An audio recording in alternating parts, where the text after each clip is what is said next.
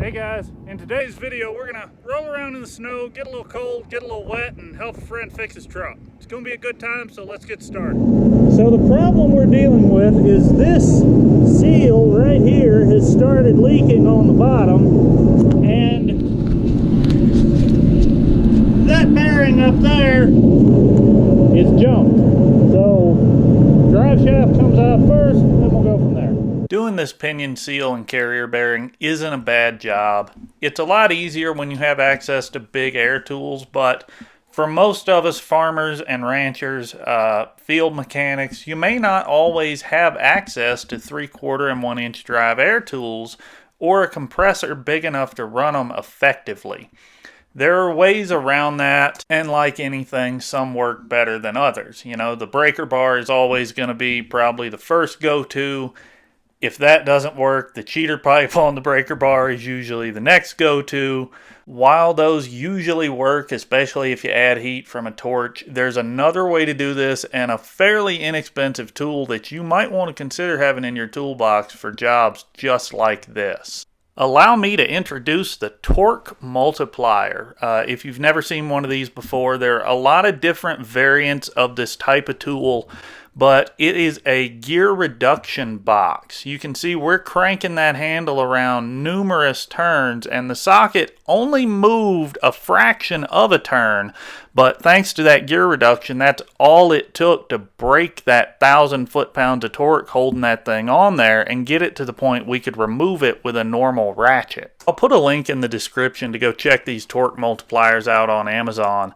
There's a ton of different types. You'll see some that drive with handles, some that drive with ratchets, and some that come with adapters to actually do both. No matter what it is, every mechanic does the same job just a little bit differently, and sometimes that can be for no other reason than just the circumstances you find yourself having to do that job in. Like here, a seal puller would be great. I don't have one with me, so we're going to use a chisel and go in on the outside edge of this seal and just very gently roll it in on itself and pop it out, and we achieve the same end result just as easily. The same thing applies installing the new seal. We don't have a seal driver that's almost 6 inches in diameter, so we're starting it with a soft-faced hammer and then seating it fully with a small brass punch on the outer edge of the seal, just right where that metal ring is. This is one of those things that you don't really want to recommend people try because it's really easy to get it wrong and mess it up. But if you're careful and you go in small steps close to one another and you've got a good feel for what you're doing, you can do this and not have any problems. It's not ideal, but sometimes you just have to do what you have to do to get the job done. So while Mike was on the phone with Freightliner getting the torque spec for that pinion nut, I went ahead and started on this carrier bearing job, which requires the entire complete removal of the rear drive shaft that we just took loose from the axle. And then we're also going to have to remove the front drive shaft that the carrier bearing that I'm unbolting now is actually mounted to. With the drive shaft out, the torque multiplier saves the day again because this yoke nut is just as tight, well, maybe not just as tight, but really tight, just like the pinion nut we had to take off, and we don't have any way of holding this drive shaft firmly enough to even use a breaker bar if we wanted to.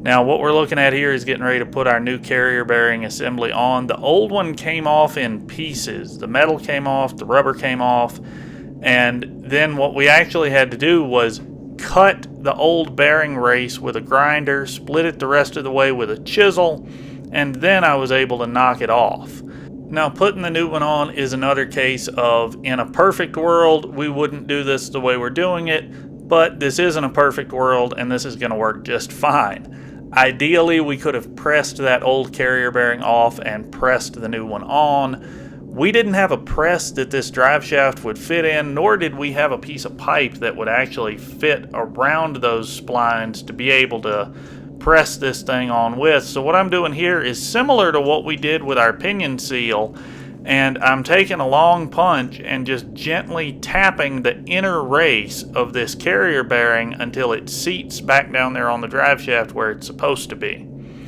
We'll tighten the nut as best we can by hand and then throw the torque multiplier on it again just for good measure to make sure it's as tight as it really needs to be. This isn't a really complicated, really technical kind of job to do. The parts and fasteners are just kind of big and kind of heavy and can be a little tough to deal with.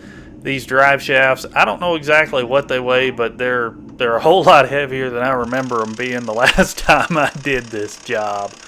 Now, the old way of doing these pinion seals, and honestly what I've always done in the past, is to just run those nuts down tight with an impact wrench and call it good. On Mike's truck, we wanted to go the extra mile and make sure we were doing everything right, so he called Freightliner and got the proper torque sequence and torque specs from them. We still use the little Milwaukee 1/2-inch impact to run that nut down just because it is a self-locking nut, and well, we didn't want to fight it all the way down the threads, but we did get out the torque wrench and torque it in the proper sequence to the proper 800 foot-pounds. I hope you guys have enjoyed coming along to help a friend as much as I enjoyed getting to go do it. In the next few videos, we're going to be talking about the old F-150 with the broken bolts. The Allis-Chalmers tractor is going to be running. We still need to introduce you to our new bull, and then I want to cover the 7.3 because there have been some things happen there. So subscribe if you want to see that stuff. Thank you for watching, and more later.